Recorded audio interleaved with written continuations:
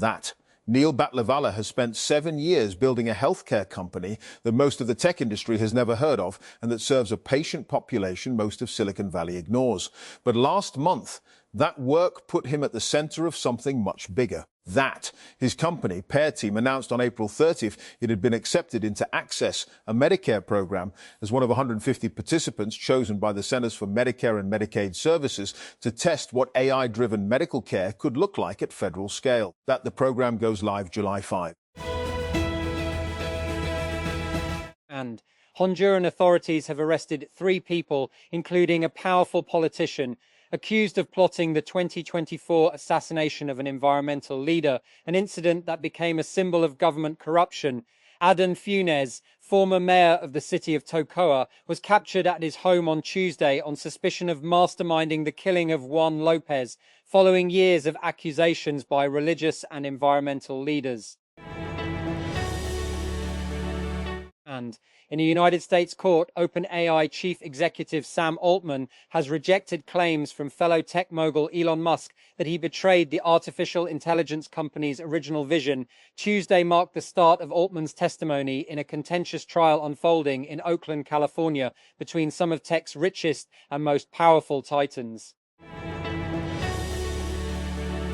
And a federal appeals court in the United States has temporarily paused a lower court decision to block President Donald Trump's 10% global tariff. On Tuesday, a U.S. federal appeals court issued a short-term administrative stay as the court case continues. United States President Donald Trump has departed the White House en route to Beijing, where he will meet with his Chinese counterpart Xi Jinping. Trump spoke briefly with reporters on Tuesday as he boarded the Marine One helicopter. He was then set to arrive in China aboard Air Force One on Wednesday, ahead of the planned meetings on Thursday and Friday. Brandon Clark, an athlete for the National Basketball Association, NBA, in the United States, has died at the age of 29, according to his team, the Memphis Grizzlies. No cause of death was immediately announced. Local media reports indicate he was pronounced dead at a home in California's San Fernando Valley after emergency workers responded to a call for help. And Donald Trump has reasserted his support for Pakistan to serve as a mediator between Iran and the United States after Senator Lindsey Graham, a close ally of the US president, disparaged Islamabad's diplomacy. In remarks on Tuesday, lauded Pakistan's Prime Minister Shehbaz Sharif and its army chief Asim Munir, who helped negotiate a fragile ceasefire in Iran that came into effect last month. And Israel is concerned that US President Donald Trump may strike an agreement with Iran before addressing some of the key issues that drove the two countries to launch the war in the first place. Multiple Israeli sources have told CNN a deal that leaves Tehran's nuclear program partially intact while bypassing issues such as ballistic missiles and support for regional proxies would lead to Israel viewing the war as incomplete, the sources said. And Ukraine has struck gas facilities in southwest Russia's Orenburg region, more than 1,500 kilometers, 932 miles from the Ukrainian border, according to President Volodymyr Zelensky. Zelensky said in his daily video address on Tuesday evening that the attack was a retaliation for Russia's overnight attacks on Ukraine. Ukraine has said that we will act symmetrically in response to Russia, he said. And Tehran, Iran, Iranian authorities have increasingly singled out the United Arab Emirates, UAE, in their war messaging and have warned of stronger strikes against the country if the United States and Israel resume their attacks. Our label of neighbors with the Emirates has for now been lifted, and the label of hostile base has been set for the country. Ali Kezrian, a member of the Iranian Parliament's National Security Commission, told state television earlier this week. And the International Committee of the Red Cross, ICRC, has documented an uptick in displacement, disappearances and explosive injuries as a result of Colombia's 6-decade-long internal conflict. In an annual report released on Tuesday, the ICRC found that 2025 saw the worst humanitarian consequences in the last decade of the conflict. And divided by fighting, desperate for peace. 3 years of conflict in Sudan have caused one of the worst humanitarian crises in recent times. The UN says 14 million people have been displaced. Nearly half of Sudan is facing acute hunger, and more than 18 million people need urgent medical help for injuries and disease. That Keir Starmer has thrown down the gauntlet to his potential rivals, defying calls to quit as Britain's Prime Minister, and instead challenging his would-be opponents to launch a formal challenge against his leadership of the Labour Party. That, to trigger a leadership challenge, 1/5 of Labour's members of Parliament, MPs, that is 81 lawmakers, must coalesce around a single candidate. Once one or more candidates amass that level of support, that their names can be put on the ballot to run against Starmer in a contest voted on by Labour Party members. And a snap election is underway in the Bahamas, where voters are heading to the polls to decide whether to grant Prime Minister Philip Davis and his ruling Progressive Liberal Party, PLP, a rare second consecutive term in office. If Davis wins the election on Tuesday, he would be the first leader of the Caribbean island nation to serve a second term in nearly 30 years. He is facing a challenge from the Free National Movement, FNM, led by Michael Pintard. That Serbia and NATO have launched their first ever joint military exercise, a landmark cooperation between the Balkan country and the alliance that bombed its capital less than 30 years ago. The 2-week-long drills, which began on Tuesday and run until May 23, involve about 600 troops from Serbia, Italy, Romania and Turkey. Military planners and observers from France, Germany, Italy, Montenegro, Romania, Serbia, Turkey, the United Kingdom and the United States are also participating. And Kevin Warsh has been confirmed by the United States Senate to join the Federal Reserve's Board of Governors ahead of an expected vote that will have US President Donald Trump's appointee lead the central bank. The Senate vote on Tuesday passed 51 to 45, with a single Democrat, John Fetterman of Pennsylvania, casting his vote with the Republican majority to confirm Warsh for a 14-year term. And the office of Hakeem Jeffries, the top-ranking Democrat in the United States House of Representatives, has released a fiery statement condemning a fellow lawmaker who endorsed a racist comment about him. Tuesday's statement came a day after US Representative Jen Kiggans appeared on a conservative radio talk show where she discussed the ongoing battle over redistricting in the state. And former Tesla executive Drew Baglino has quietly founded a heat pump startup, TechCrunch has learned. This is the second company founded by Baglino in the 2 years since he left Tesla. Sources confirmed the existence of the startup called Sardi Thermal Machines, and TechCrunch has reviewed company filings in Delaware and California. And early-stage venture firm A Capital on Tuesday announced a $450 million Fund 3.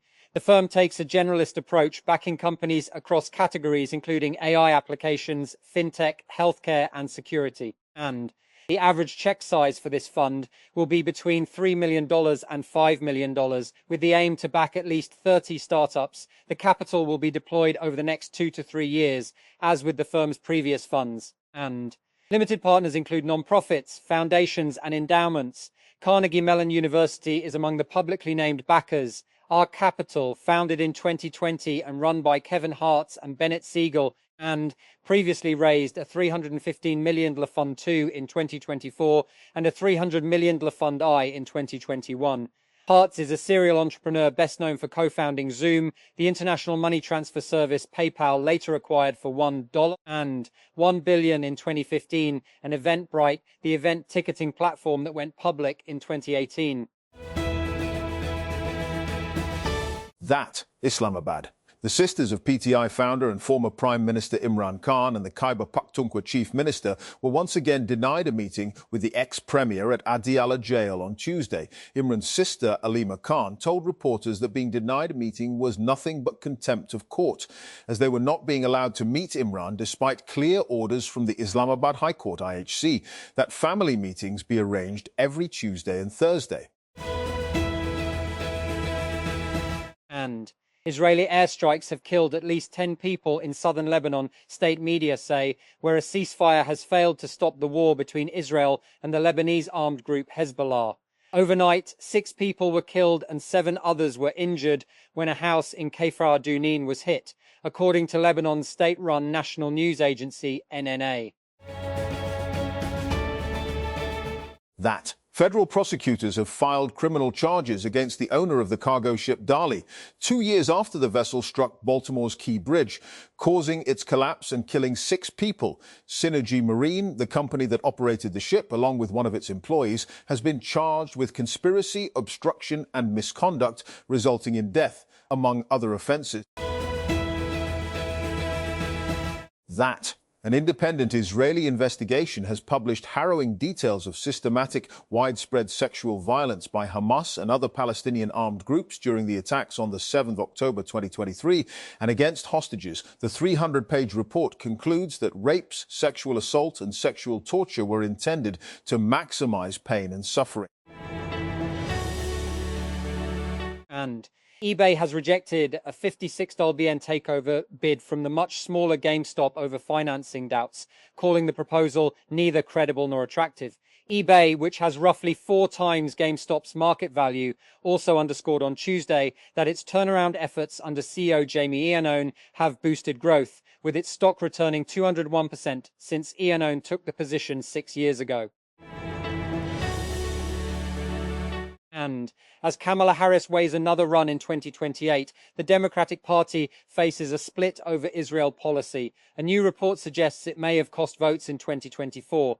With a base that has shifted dramatically, can the party keep up with what its voters now expect? In this episode... United States consumer prices have risen for the second consecutive month, marking the biggest annual increase in almost 3 years. As energy prices surged on the back of the U.S.-Israel war on Iran, U.S. consumer prices rose by 0.6% in April after a 0.9% increase in March, according to the Bureau of Labor Statistics Price CPI report published on Tuesday.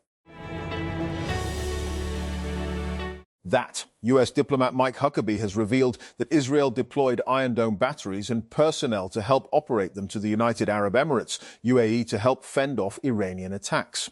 The United States ambassador to Israel heaped praise on the UAE during an event in Tel Aviv on Tuesday, saying that Abu Dhabi serves as an example of strong ties between Israel and Gulf states. And Google and SpaceX are in talks to launch orbital data centers in space, reports the Wall Street Journal, citing sources familiar with the matter. The potential deal comes as SpaceX gears up for its $1.75 trillion IPO later this year and selling investors on the idea that data centers in space will be the cheapest place to put AI compute within the next few years. It also follows SpaceX's deal with Anthropic last week to use computing resources from xAI's data center in Memphis and Tennessee, with the potential to work together on orbital ones in the future. SpaceX acquired xAI in February. And potholes are a pesky problem. Just ask scooter company Lime, which listed them as an official risk to its business in its IPO filing last week. History is littered with claims that technology can help solve or blunt the problem of potholes, and still they persist. But as cars become increasingly laden with advanced sensors, they are becoming a tool that can quickly alert cities to potholes and other municipal problems. And as investors scramble to get their hands on shares of AI companies of all stripes, and Anthropic this week updated its website to warn investors that a slew of private and secondary investment platforms that offer access to shares in the AI company are not, in fact, allowed to do so. The company named Open Doors Partners and Unicorns Exchange, Pachamama Capital, Lionheart Ventures, Forge Global, Sidecar and Upmarket as companies that are not authorized to provide access to buy or sell its shares.